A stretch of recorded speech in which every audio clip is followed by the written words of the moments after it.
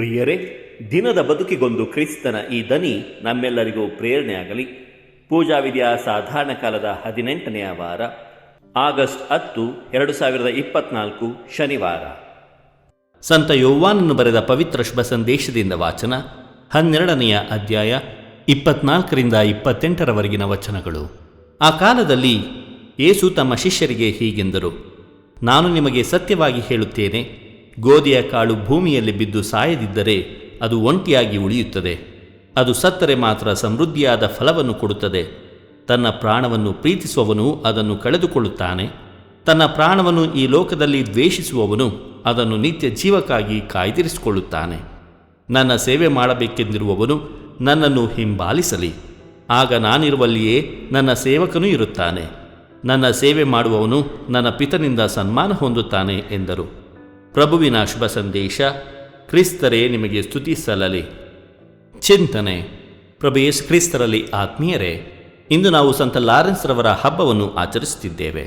ಇವರ ಕಾಲಾವಧಿ ಸುಮಾರು ಕ್ರಿಸ್ತಶಕ 258.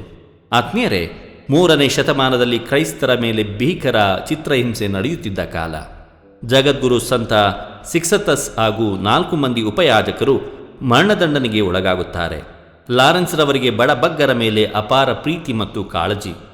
ರೋಮ್ ಸೈನ್ಯದ ದಂಡನಾಯಕ ಕ್ರೈಸ್ತ ದೇವಾಲಯಗಳಲ್ಲಿ ಬಹಳಷ್ಟು ಚಿನ್ನ, ಬೆಳ್ಳಿ, ಅಪಾರವಾದ ಸಂಪತ್ತು ಇರುವುದೆಂದು ತಿಳಿದು ಸಂತ ಲಾರೆನ್ಸ್ ರವರನ್ನು ಕರೆದು ದೇವಾಲಯದಲ್ಲಿರುವ ಚಿನ್ನದ ಬಟ್ಟಲು, ಮೇಣದ ಬತ್ತಿಯ ಪಾತ್ರೆಗಳನ್ನು ಒಪ್ಪಿಸುವಂತೆ ಆದೇಶಿಸುತ್ತಾನೆ. 3 ದಿನಗಳ ಕಾಲಾವಕಾಶ ಕೇಳಿದ ಸಂತ ಲಾರೆನ್ಸ್ ತನ್ನ ವಶದಲ್ಲಿದ್ದ ಎಲ್ಲ ಹಣವನ್ನು ಬಡಬಗ್ಗರಿಗೆ ಹಂಚುತ್ತಾರೆ. ಚಿನ್ನದ ಪೂಜಾ ಪಾತ್ರೆಯನ್ನು ಮಾರಿ ಬಡವರಿಗೆ ನೀಡುತ್ತಾರೆ. 3 ದಿನಗಳ ನಂತರ ಕುರುಡರು, ಕುಂಟರು, ಅಂಗವಿಕಲರು, ನಿರ್ಗತಿಕರು ಮತ್ತು ಬಡಬಗ್ಗರನ್ನು ಒಟ್ಟಿಗೆ ನಿಲ್ಲಿಸಿ ದಂಡನಾಯಕನ ಆಗಮನಕ್ಕೆ ಕಾಯುತ್ತಾನೆ. ದಂಡನಾಯಕನು ಬಂದಾಗ ಎದುರಿಗಿದ್ದವರನ್ನು ತೋರಿಸಿ, ಇಗೋ ನಮ್ಮ ದೇವಾಲಯದ ಆಸ್ತಿ ಎನ್ನುತ್ತಾರೆ. ಕುಪಿತಗೊಂಡ ದಂಡನಾಯಕ ದೊಡ್ಡ ಬಾಣಲೆಯ ಉರಿಯುವ ಕೆಂಡಗಳ ಮೇಲೆ ಲಾರೆನ್ಸ್ರನ್ನು ಮಲಗಿಸಿ ಜೀವ ತೆಗೆಯುತ್ತಾರೆ. ಸಂತ ಲಾರೆನ್ಸ್ ರವರೇ, ನಮಗಾಗಿ ಪ್ರಾರ್ಥಿಸಿರಿ. ದೇವರು ನಮ್ಮೆಲ್ಲರನ್ನು ಆಶೀರ್ವದಿಸಲಿ. ಇದು ಧ್ವನಿ ಮಾಧ್ಯಮ ಮನೆಯ ಕೊಡುಗೆ. ಧ್ವನಿ ವಂದನೆಯ ಸ್ವಾಮಿ ಶಾಂತಕುಮಾರ್ ಜೆ, ಬೆಂಗಳೂರು ಮಹಾಧರ್ಮ ಕ್ಷೇತ್ರ. ಪ್ರಿಯರೇ, ಈ ಚಾನೆಲ್ ಅನ್ನು ಸಬ್ಸ್ಕ್ರೈಬ್ ಮಾಡಿ ಪ್ರತಿದಿನ ದೇವರ ವಾಕ್ಯವನ್ನು ಆಲಿಸುತ್ತಾ ಅದನ್ನು ಇತರರೊಂದಿಗೆ ಹಂಚಿಕೊಳ್ಳಲು ನಮಗೆ ನೆರವಾಗಿರಿ. ಧನ್ಯವಾದಗಳು.